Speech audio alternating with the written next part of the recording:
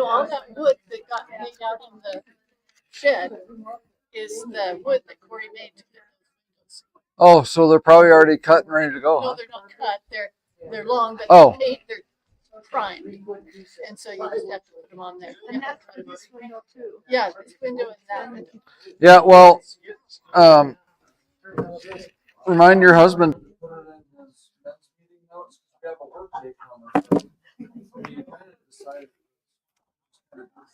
Let's start off this morning with song number 852.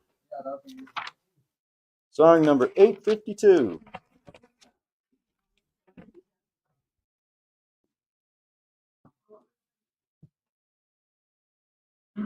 And the roll is called Up Yonder. When the trumpet of the Lord shall sound, and time shall be no more, and the morning breaks eternal, bright and fair, when the saved of earth shall gather over on the other shore, and the roll is called up yonder, I'll be there. When the roll is called up yonder, when the roll is called up yonder, when the roll is called up yonder, when the roll is called up yonder, I'll be there. On that bright and cloudless morning, when the dead in Christ shall rise, and the glory of his resurrection share, when the chosen ones shall gather to their home beyond the skies, and the roll is called up yonder, I'll be there. When the roll is called up yonder, when the roll is called up yonder, when the roll is called up yonder, when the roll is called up yonder, I'll be there.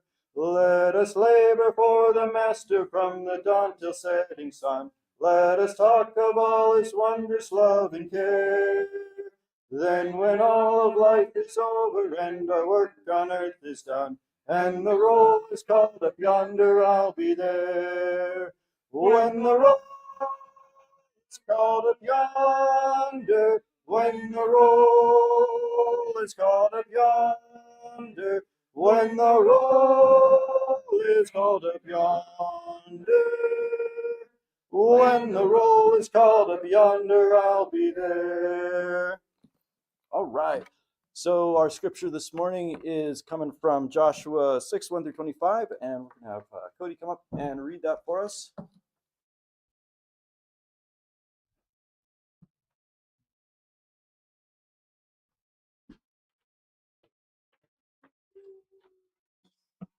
Yeah, Joshua 6, 1 through 25.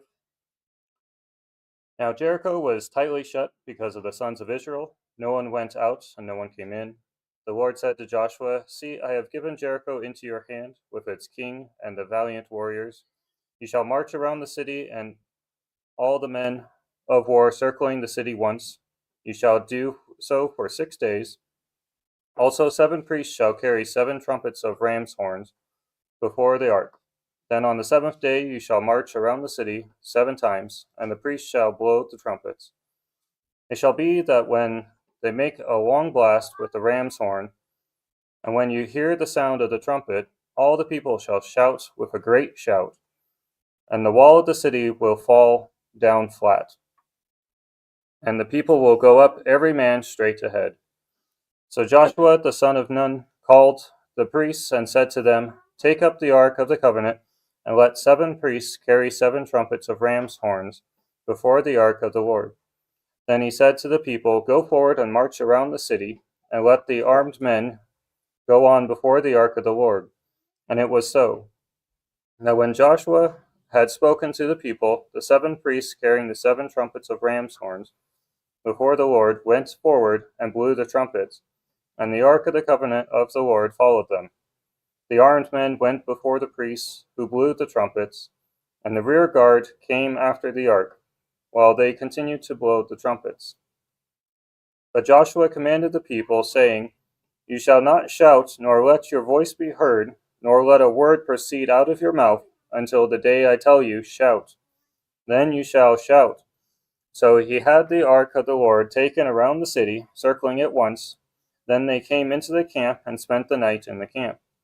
Now Joshua rose early in the morning, and the priests took up the ark of the Lord, the 7 priests carrying the 7 trumpets of ram's horns before the ark of the Lord went on continually, and blew the trumpets, and the armed men went before them, and the rear guard came after the ark of the Lord, while they continued to blow the trumpets. Thus the second day they marched around the city once, and returned to the camp. They did so for 6 days. Then on the 7th day they rose early, at the dawning of the day, and marched around the city in the same manner 7 times.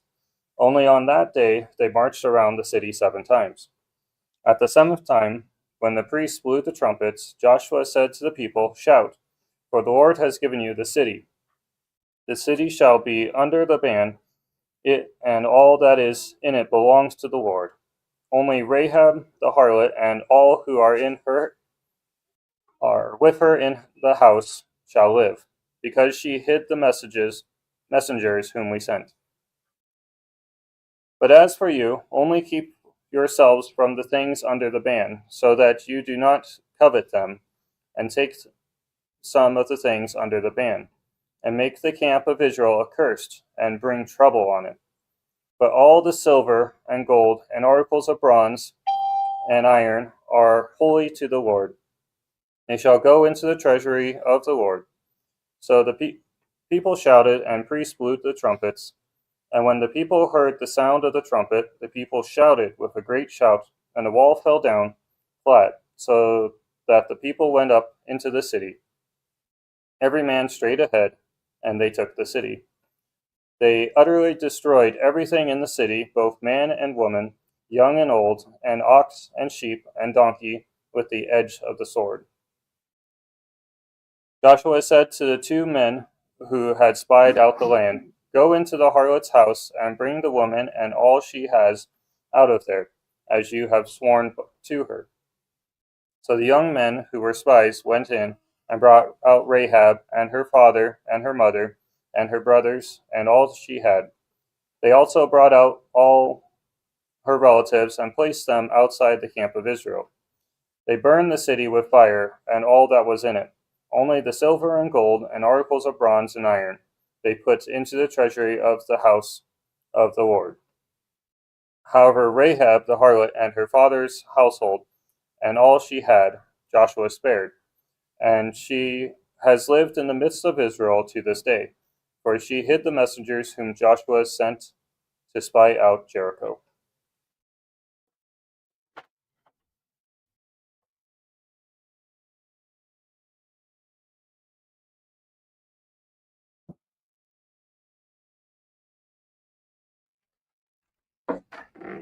good morning.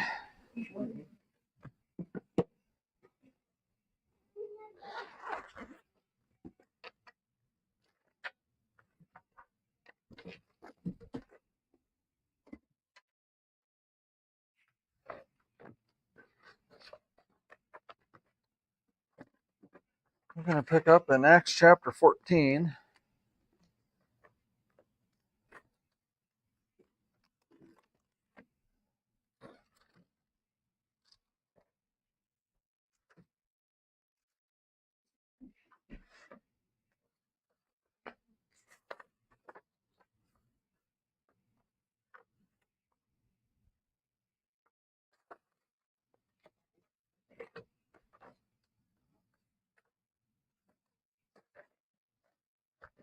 All right, let's start in verse 1. And it came about that in Iconium they entered the synagogue of the Jews together, and spoke in such a manner that a great multitude believed, both of Jews and Greeks. But the Jews who disbelieved stirred up the minds of the Gentiles, and embittered them against them. Therefore they spent a long time there, speaking boldly with reliance on the Lord, who is bearing witness to the word of his grace, granting that signs and wonders be done by their hands. But the multitude of the city was divided, and some sided with the Jews, and some sided with the apostles. And when an attempt was made by both the Gentiles and the Jews with their rulers to mistreat and stone them, they became aware of it and fled to the cities of Lycaonia, Lystra, Derbe, and the surrounding region. And there they continued to preach the gospel. At Lystra there was sitting a certain man without strength in his feet, lame from his mother's womb, who had never walked. This man was listening to Paul as he spoke, who, when he had fixed his gaze on him, he had seen that he had faith to be made well, said with a loud voice, "Stand upright on your feet." And he leaped up and began to walk. And when the multitude saw what Paul had done, they raised their voice, saying in the Lycaonian language, "The gods have become like men and have come down to us." We talked through this last week about how Paul and Barnabas were kind of they got kicked out of Iconium. So they would move on to the next city, and here we talked through him healing this man, performed a great sign and miracle.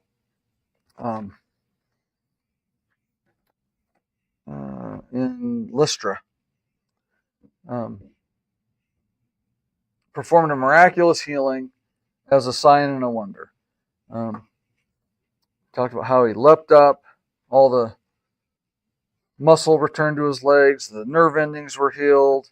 Anyway, it was this powerful sign. In verse 12, and they began calling Barnabas Zeus and Paul Hermes because he was the chief speaker. It's in verse 12. So remember we talked about also that entire region there, that region, surrounding regions, that would have been probably the primary pagan religion of the time, I guess. The Greek gods. The whole region was just full of idolatry. I thought this was a little bit interesting about the region and about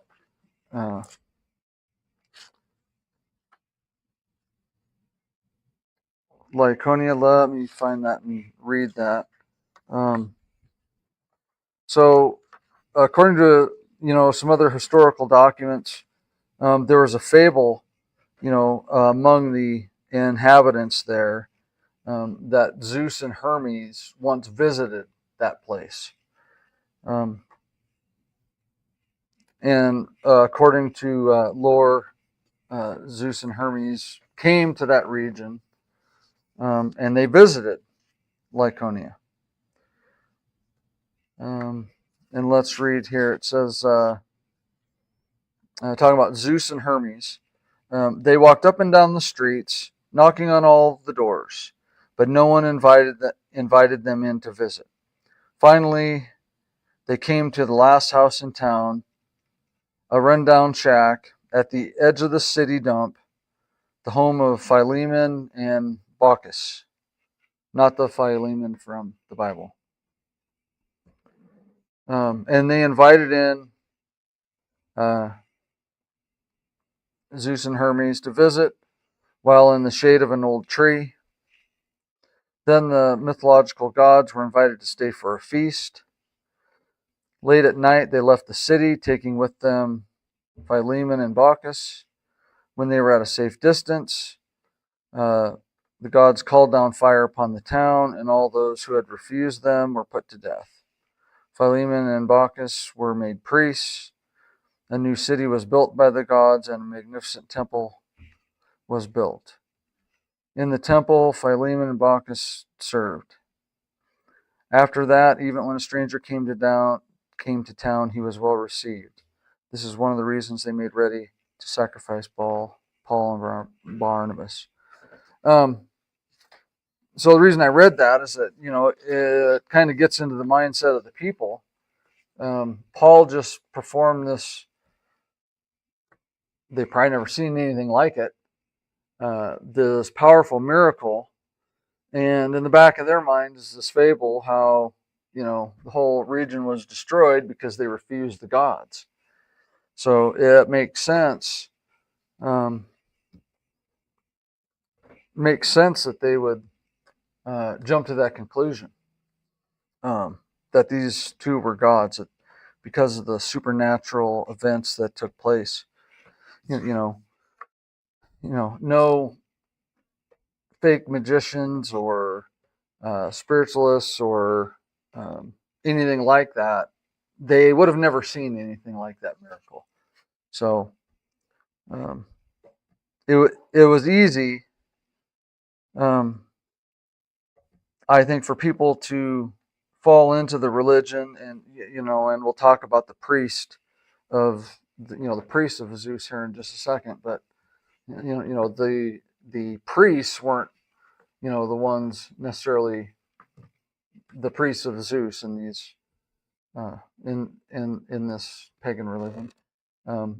They wouldn't be the ones doing the miracles. They would just be the people that would that were in charge of the sacrifices and their worship.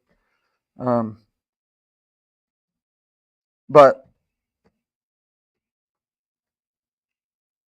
boy, I completely just lost my train of thought there. Well, let me just read verse 13. Maybe I'll be able to think about what I meant to say about that. Okay, verse 13.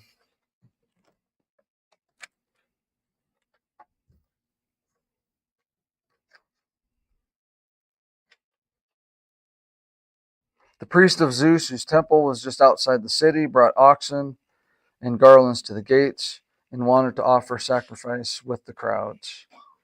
So each of these ancient cities would have a priest to lead the worship of these of the gods, and those gods were obviously there to guard and protect the people of the city. So the priests were in charge of that. Zeus was the deity at Lystra. It says that the priest brought oxen and garland to the gates. So they brought the oxen to sacrifice to the gods. That's what they were bringing. And garland, I guess, which would be some sort of decoration or flowers or adornments that the priests would wear, and they would drape it on the sacrifice. And the people would also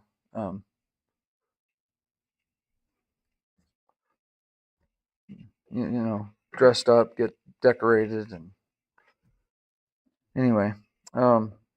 So these crowds that just witnessed the miracle would have been eager to follow the priest. And you can see the priest never seeing a miracle like that.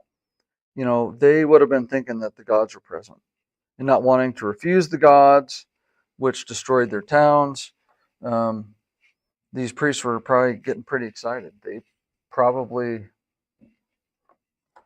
I think their hearts were true in thinking that, wow, these men are gods because of what they can do. If the sacrifice would have been allowed to happen, they would have cut the bull's throat. They would have collected the blood in a vase or container, and the blood and the tail of the bull would have been sacrificed, to the god, to Zeus, by burning it on the altar. And the same would have been done in the temple for Hermes, or in his temple. And of course, the rest of the animal, they would have roasted and feasted on that animal. But in verse 14, but when the apostles, Barnabas and Paul, heard of it, they tore their robes and rushed out into the crowd. Excuse me. Rushed out into the crowd, crying out and saying, "Men, why are you doing these things? We are also men of the same nature as you, and preach the gospel to you in order that you should turn from these vain things to a living God, who made the heaven and the earth and the sea and all that is in them. So we see the apostles, or Barnabas and Paul here, tearing their robes, which was just an expression of complete disgust, being agitated, mad over such a serious offense. So they tore their clothes and they said, "We are mere men. We are not gods." Um,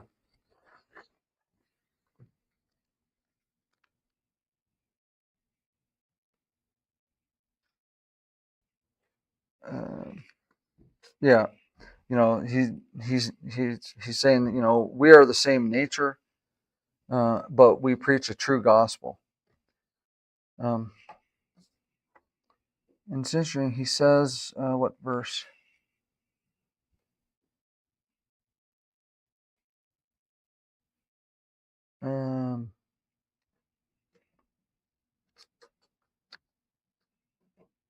Anyway, Paul says, turn from vain things. That God made the heavens, the earth, and the sea, and everything in them. Not these idols, not Zeus or Hermes. Idols are sometimes called vain things. Vain is the Greek word Mateos.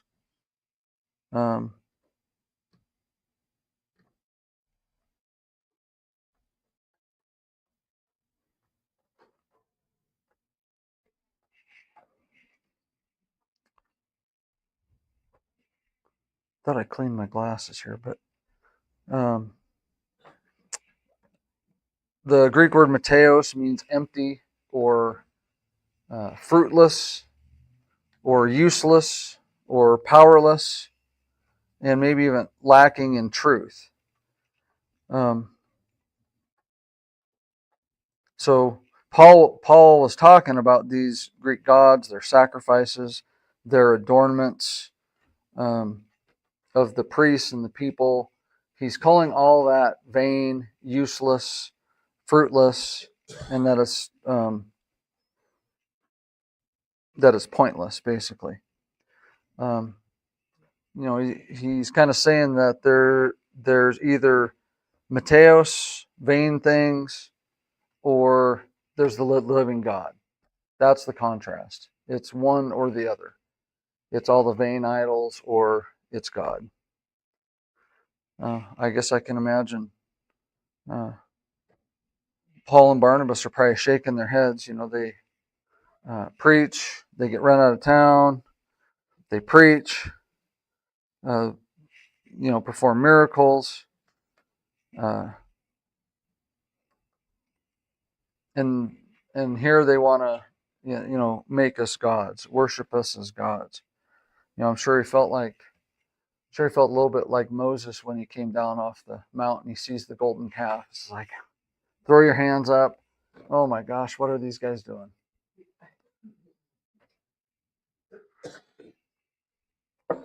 Paul continues in verse 16. It says, "And in the generations gone, he permitted all the nations to go their own ways." So, the point being here, in generations gone by, God permitted the Gentiles to go their own way. That's what Paul's saying here. Without restraint, without restrictions. They weren't required to follow the law. No written law. In verse 17, it says, "And yet he did not leave himself without witness, in that he did good and gave you rains from heaven and fruitful seasons, satisfying your hearts with food and gladness." Paul is correcting the record here, and he's telling them what the living God was continually doing. He says he did not leave himself without witness, and that he did good. He's saying that he gave you the rains from the heaven, the fruitful seasons, so that you can live. It wasn't Zeus or Hermes like they've been, like they think, that's blessing them with the rain, the food, the water, and that it's been God, and it always has been God.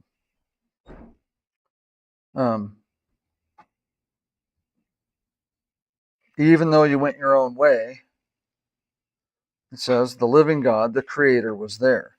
He gave you rains from heaven for the fruitful seasons, gave you food. He's saying it is not about Zeus and Hermes and these false gods. He said, he kind of says that, it's been apparent that God has been with you to you, and that you should recognize that. It seems like every once in a while there's a verse that just kind of gets stuck in your mind, and it's not even stuck in your mind, but you start hearing it over and over. Hold your place here in Acts and turn to Romans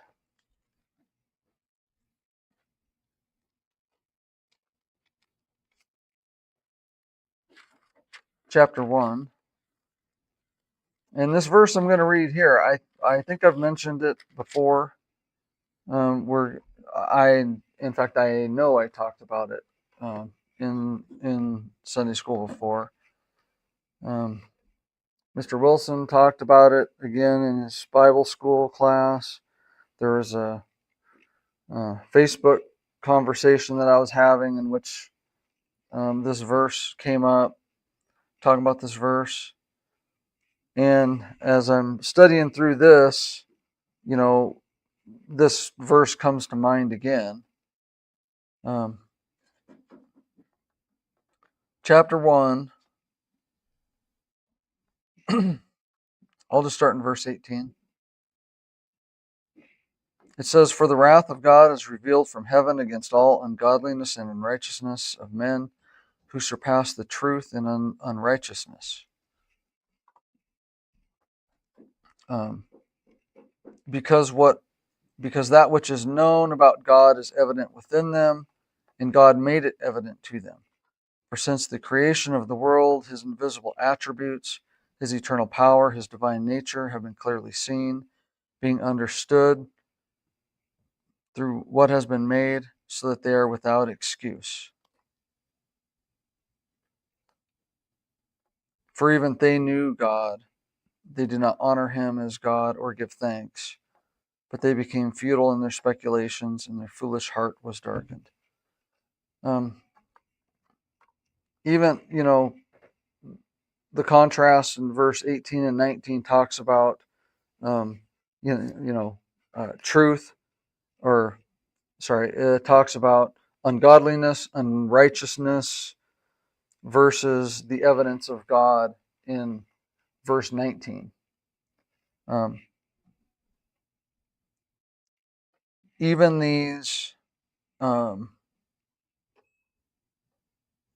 Gentiles that they're preaching to, who believe in God, who believe in a God, small g, they always knew there was something out there. But there's no indication here that any of these people would have even heard of the gospel. So there was something inherent in them, that there was a belief in something that was greater than them. And, with Paul and Barnabas coming, this is more than likely the first time that they would have heard that. Because there's something within us. It's, there's something evident within them in verse 19. God made it evident to them. Paul and Barnabas are just identifying the the true God, the same God that's been there from the beginning. They just didn't know him. Verse 20, it shows his, creation, invisible attributes, eternal power, divine nature have been clearly seen. Paul and Barnabas came there and showed them his eternal power and divine nature. It was clearly seen to these folks by performing these signs and wonders in front of them.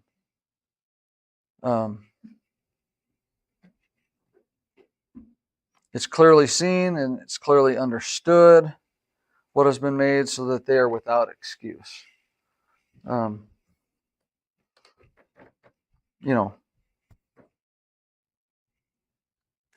Paul is telling them that this presence, this God that you feel and know, is clear, and it's the living God, not vain idols.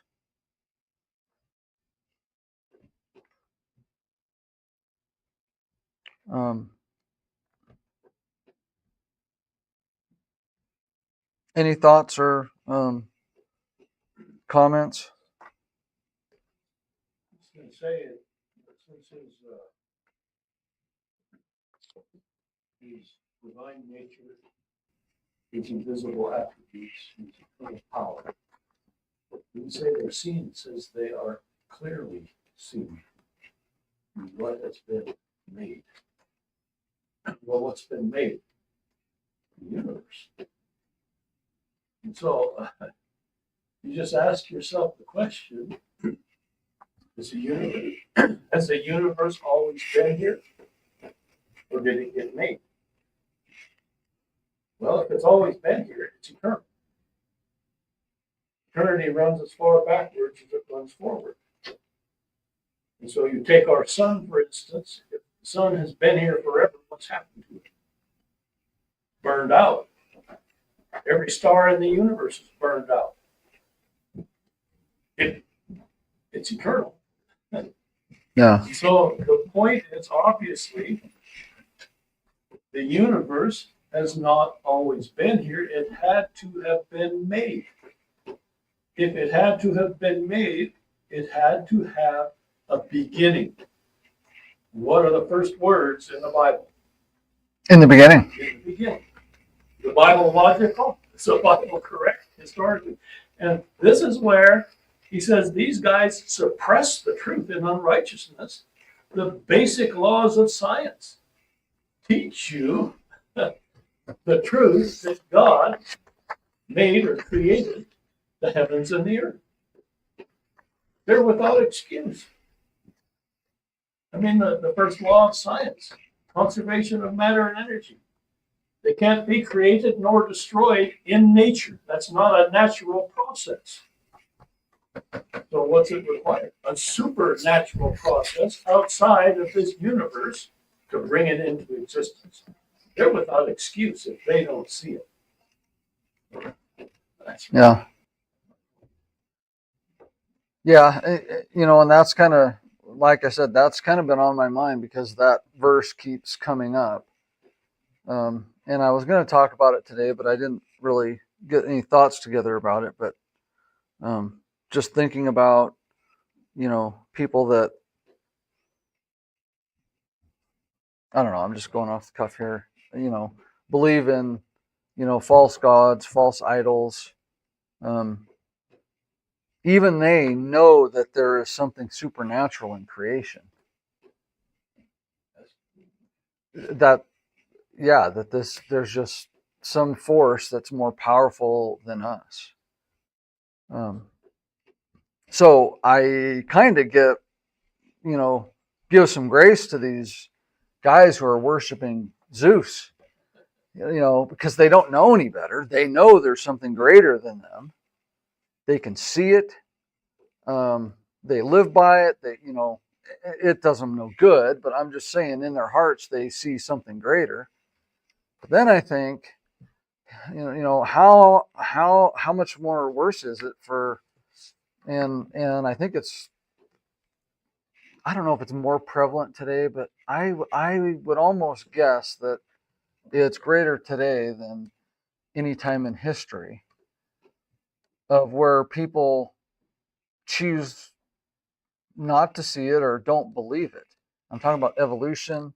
I'm talking about chance. I'm talking about there's, who just ignore the attributes that are clearly seen, the eternal power. And I don't know if I have a point. I just got to thinking about that. I think about the,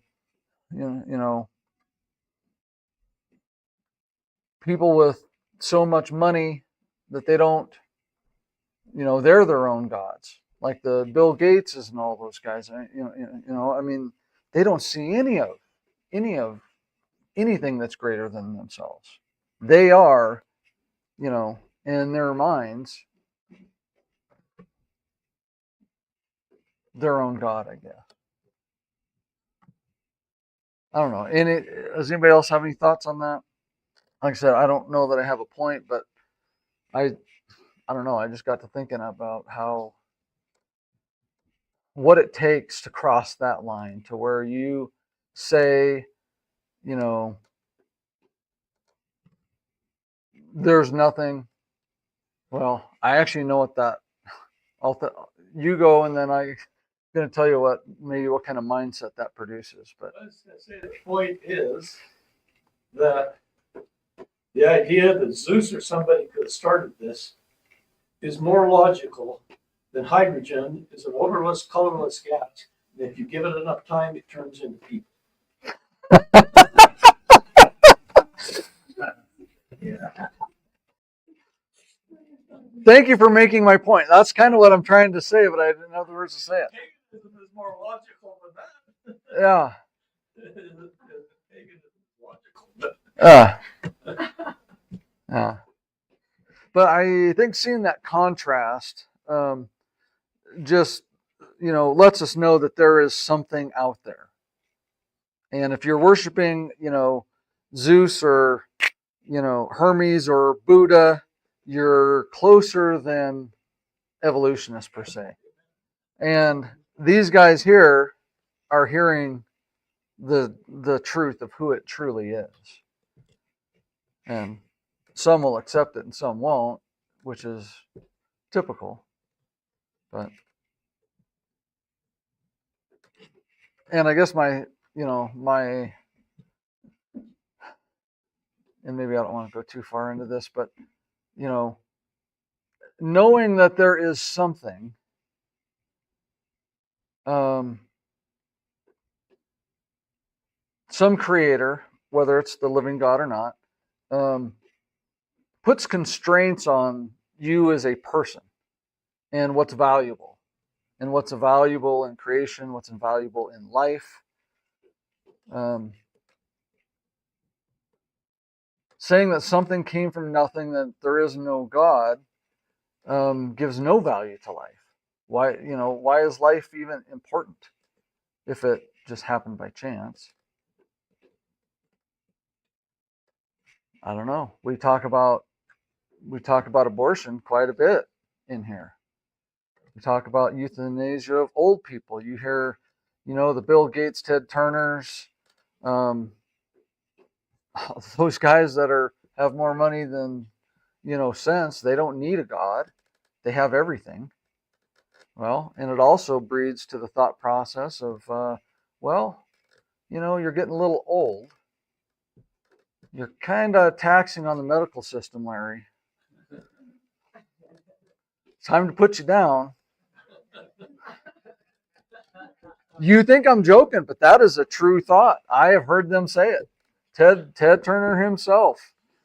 And I wonder how he feels about that now that he's 90 something. Yeah, maybe he forgot it all. You pray for that. But so absence of God isn't, I think is much worse. I don't know.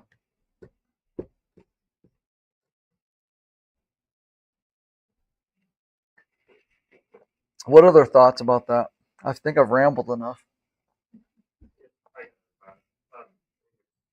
built into our nature that we want to pursue something in life, something greater.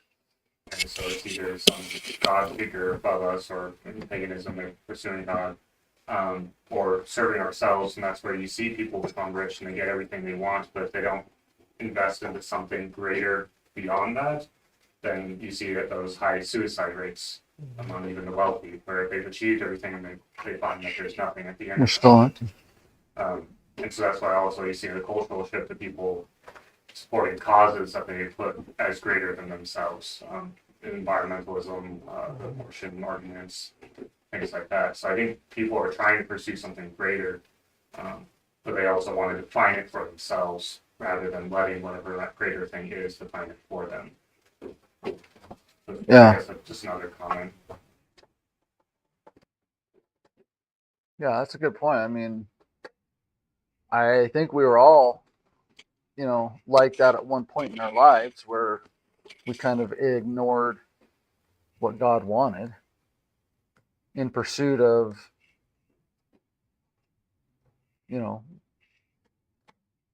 more money, getting a house paid off, where we would forsake, the spiritual needs as well. I mean, it took me some time, as a new Christian, to prioritize the church, even though, I knew there was a God. But it's a road where you start prioritizing differently. And I guess to your point, when the priority stays fleshly and remains fleshly, you get to maybe the point where you don't see anything else than the flesh.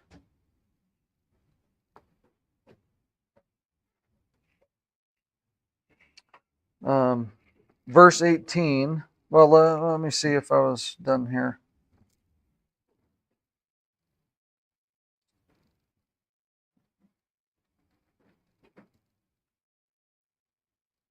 Well, so I think there's the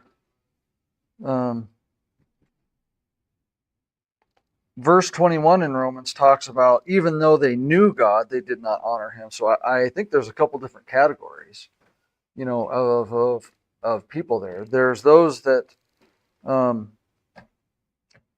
see it because it's evident within them. And then, there's those who are, it says at the end of 19, they're without excuse. And even though they knew God, they did not honor him or give thanks. And their foolish heart was darkened. Professing to be wise, they became fools. Boy, how many people we hear like that? Exchange the glory of the incorruptible God. I'm in verse 23 of Romans. For an image in the form of corruptible man. So, anyway, if there's no other thoughts there, we're going to flip back to Acts and we're going to read chapter 14, verse 18.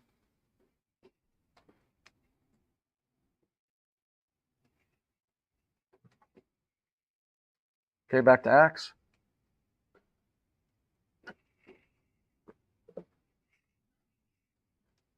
Verse 18, this was after Paul just said that he gave you the rains from the heaven, the fruitful season, satisfying your heart with food and gladness. Basically, God let you live. Verse 18, and even saying these things, they with difficulty restrained the crowds from offering sacrifice to them. I already mentioned this, but, the miracle performed was so powerful, they were convinced that their gods performed them. But Paul and Barnabas kept them from the sacrifice. And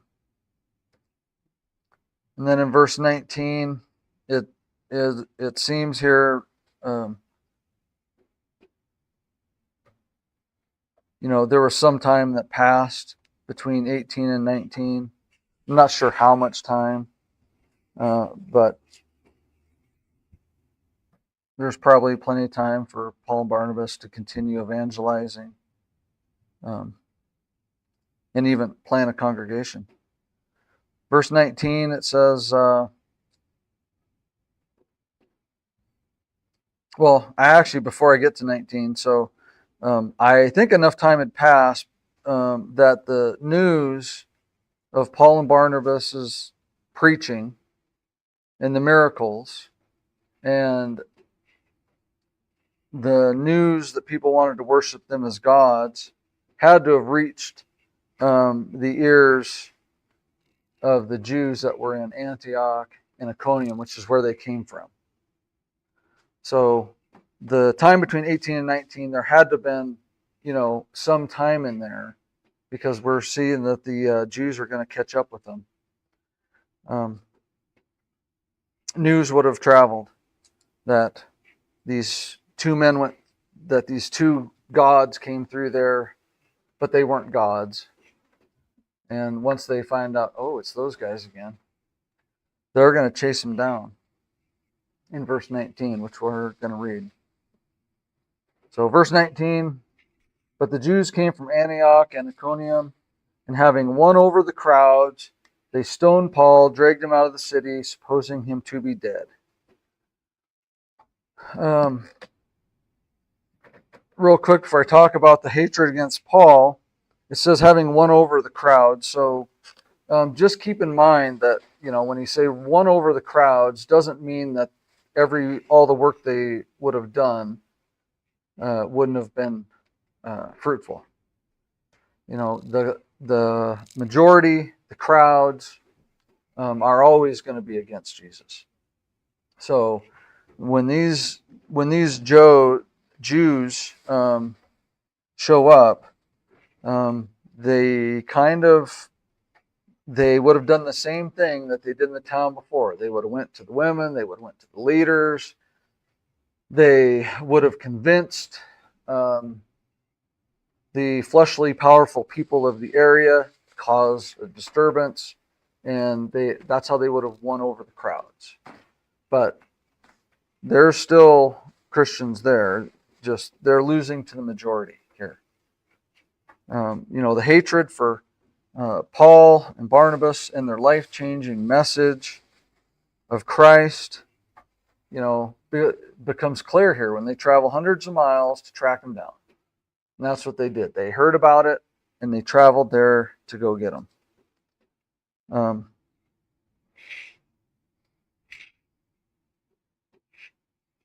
It's almost never that the crowds are going to accept the message of Jesus. The crowd, the majority, is always going to be against them. So it says they stoned Paul. So we talked about this before, about Stephen, but I'll just remind you, stoning somebody was a death sentence. It wasn't just a, hey, let's make him regret it. It's a no, we're going to put him in the dirt by stoning him. Not likely just little pebbles, but bricks. That's how they're going to stone. They stoned him, dragged him out of the city, supposing him to be dead. Like I said, the intent was to murder him. They were carrying out the requirements of the law, said he was preaching a false message, and they were going to kill him.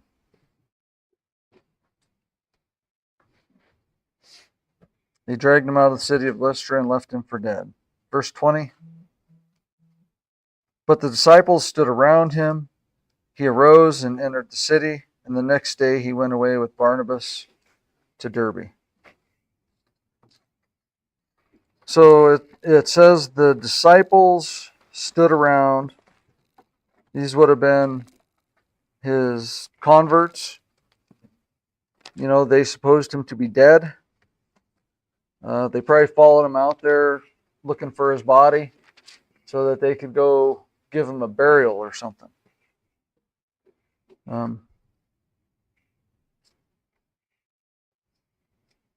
I don't know. I don't know where Barnabas was. If they scattered, if they laid in wait to find Paul, since he was the chief speaker, doesn't say what happened to him. He wasn't stoned. It was just Paul that got it. But he got up, entered the city. Doesn't say it's a miracle, but it seems like it's a miracle to me. That the Lord must have healed Paul. It doesn't say for sure, but he was beaten to death. He was stoned so much that they thought he was dead. They drug a limp body out the gates and threw him outside the city. And the disciples came and said, "Oh, he's dead." I mean, they said that they were looking at him, supposing him to be dead. And Paul gets up, walks back in the city. I don't know. Doesn't say it's a miracle, but seems to me like it probably was.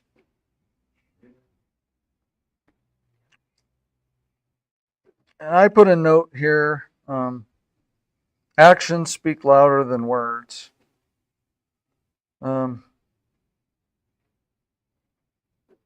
Actions, confidence, leadership, leading by example. And this comment's going to apply to really the rest of Paul's life, all the apostles really, in what they're doing. But what a huge thing for Paul to do. You know, death was at his doorstep. He gets up and he goes back into the city where he was just accosted. Paul's actions of getting up and going back into Lystra, to the brethren, to the new converts, would have been a huge confidence booster. Could have run, could have took off, gone somewhere. But of course, he did not.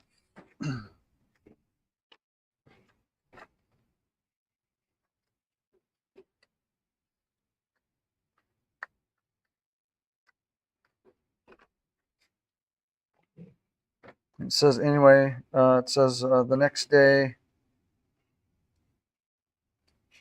Paul and Barnabas went to Derbe, about a 20-mile trip to the southeast. So,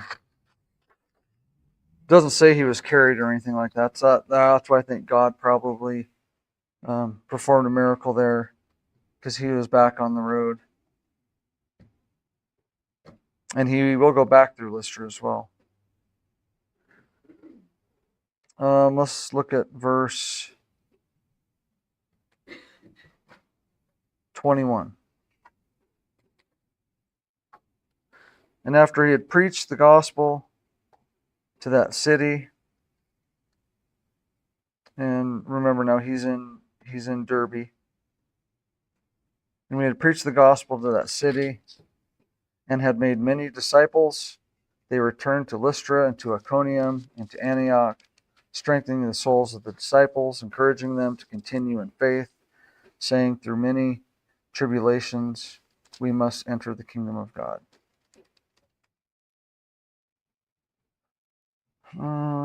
So he's in Derbe now. We'll just look at this real quick. We're on the pink track here. They fled Antioch and Pisidia, went to Iconium and Lystra, went to Derbe, and now he's going to track back kind of the way he came, right here. Almost the same route they're going back through.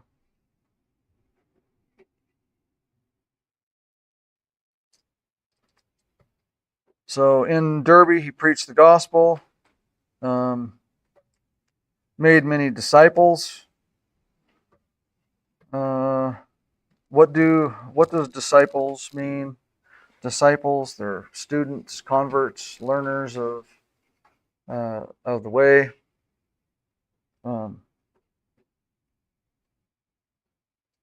So when he's in Derby, he's still preaching the word of God and he's saving people. The Lord is through the Lord.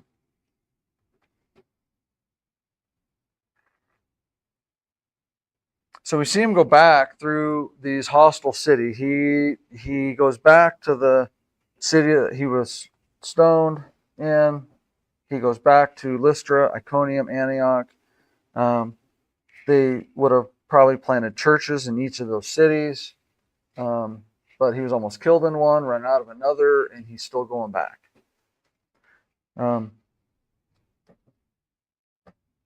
Why would they go back to these hostile cities? Well, verse 22, I already read it, so it's kind of a rhetorical question. Verse 22, strengthening the souls of the disciples, encouraging them to continue in faith. Through many tribulations, you'll enter the kingdom of God. Actions speak louder than words. I mean, there were new churches, infant churches. So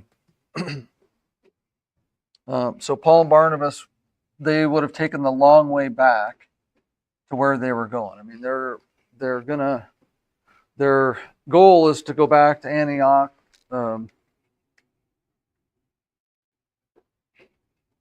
Antioch, Assyria, right? That's where they started. Short trip home would have been to Antioch. That's where they were commissioned, sent out as apostles to go preach, seek and save the lost, but they're going back the way they came.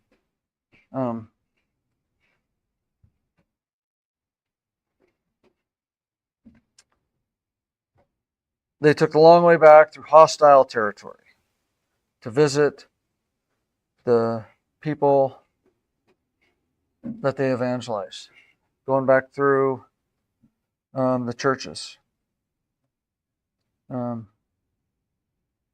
The people in the churches there would have been more important to strengthen than would their safety.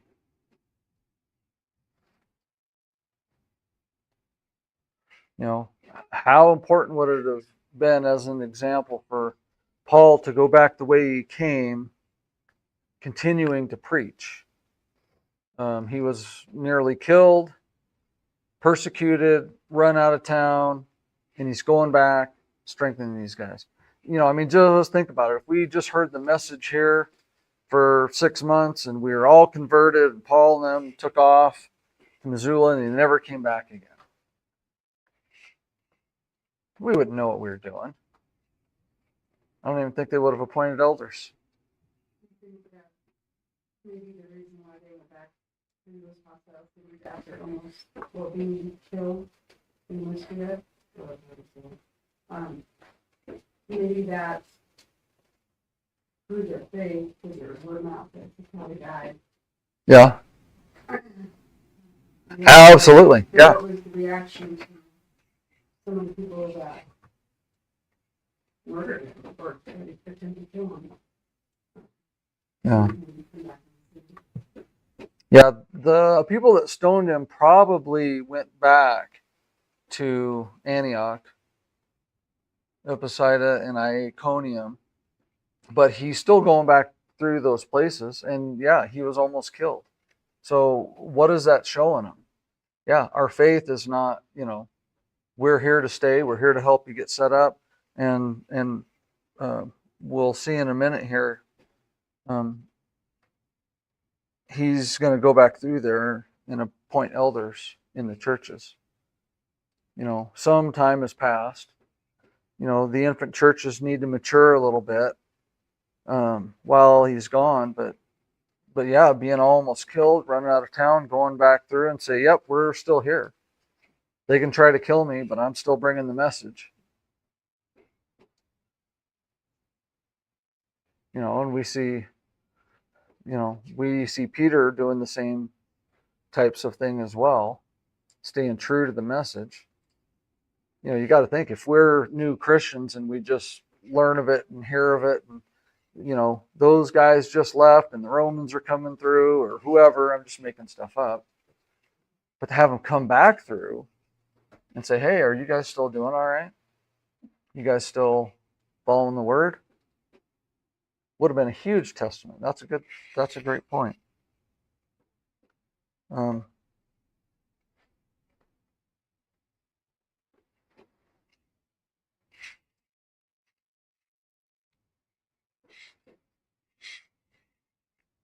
It was necessary that for the new churches to grow in faith and to recognize that we'll have trials and tribulations to help us grow in faith.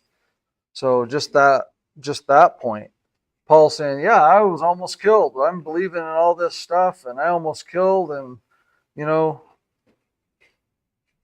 kind of lets them know that, faith in God doesn't mean an easy road either.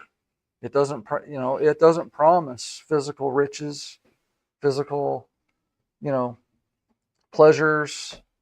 It's a hard road to hoe because he says there, through tribulations we must enter. So he's going back through there preaching that message.